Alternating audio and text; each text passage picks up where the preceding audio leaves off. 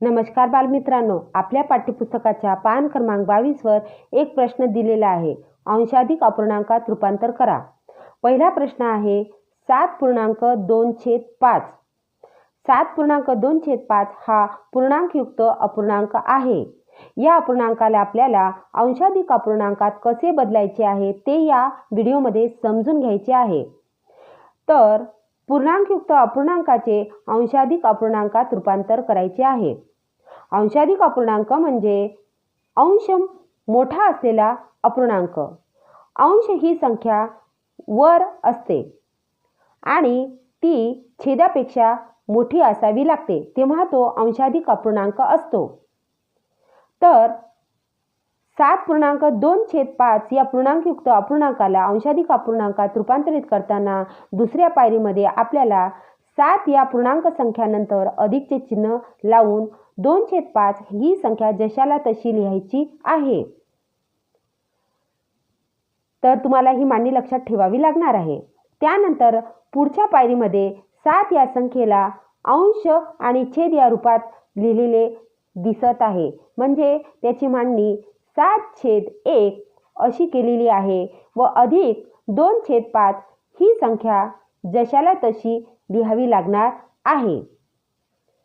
ही झाली तिसरी पायरी. त्यानंतर पुढच्या पायरीमध्ये आपल्याला 7/1 या संख्यांना 5 ने गुणलेले आहे. म्हणजे अंशाला पण 5 ने गुणलेले आहे आणि छेदाला पण 5 ने गुणलेले आहे. आणि आता आपल्याला हे समजून घ्यायचे की याला 5 ने का गुणावे लागते. कारण की बालमित्रांनो, आपल्याला समछेद अपूर्णांकांची बेरीज करावी लागणार आहे. म्हणून 7/1 याचा छेद 5 करावा लागणार आहे. म्हणून 1 ला 5 ने आणि 7 ला पण 5 ने गुणावे लागणार आहे. तेव्हा 7च्या खाली छेद हा 5 बनणार आणि 2/5 ही संख्या त्याच्यात जोडावी लागणार आहे. यासाठी इथे 7 गुणिले 5 छेदिले 1 गुणिले 5 अधिक 2/5 अशी मांडणी झालेली दिसते. ही मांडणी लक्षपूर्वक करावी लागणार.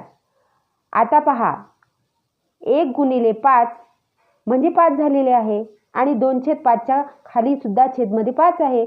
म्हणून छेदस्थानी 5 ही संख्या लिहिलेली आहे आणि अंशामध्ये 7 गुणिले 5 अधिक 2 अशी मांडणी केलेली आहे. ही मांडणी आपल्याला समजली असेल.